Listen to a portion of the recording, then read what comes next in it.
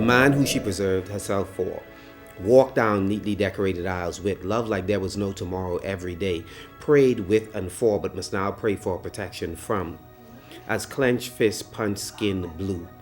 But she endures because after all, he's her husband.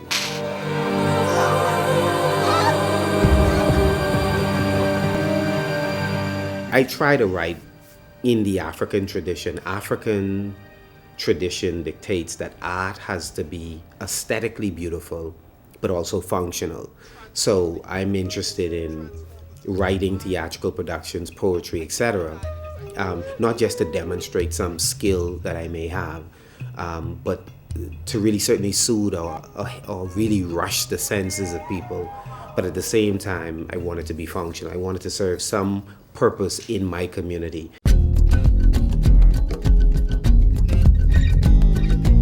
I started writing pretty young. I was in high school, but it was writing that was done in private.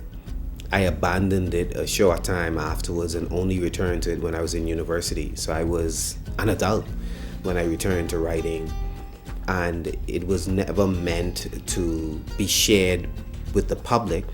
A lot of the stuff I initially wrote was introspective pieces, me evaluating my own life.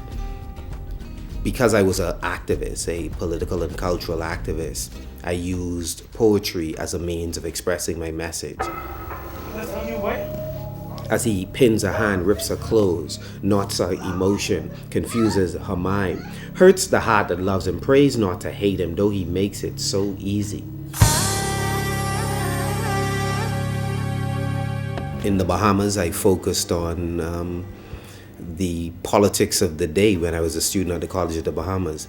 I had misgivings about the quality of leadership we had in the country, about the integrity of some of the leaders, and I took issue with it, and I was an outspoken student at the College of the Bahamas.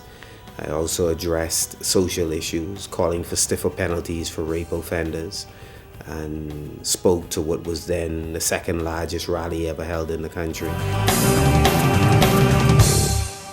And now, your host, Michael Pintard. Welcome to The Way Forward. My role is to reach whoever is listening, and the goal is to get us to collaborate on common challenges.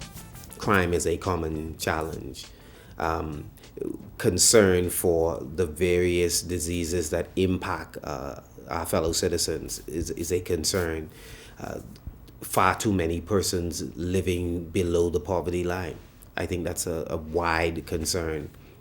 Persons who are living below their potential, who simply exist, and so they don't have a passion for anything.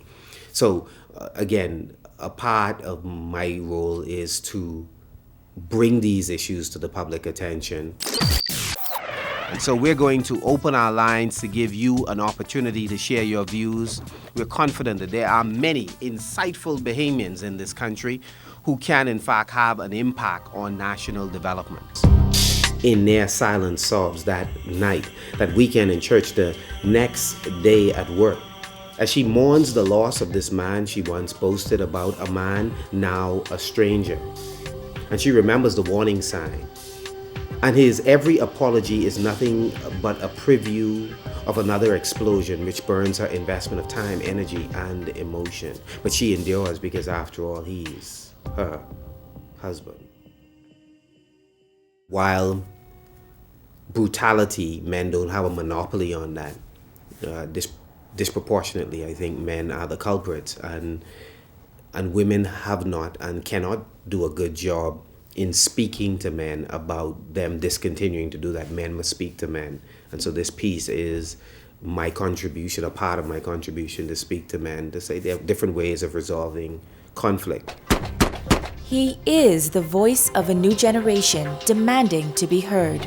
I'd like more young people to own themselves, to appreciate that we have some amazing things going on with us, and that while we celebrate some of those powerful voices sent to us through Hollywood and pop culture, that those voices are often not sharing the messages that are most important for human growth and development.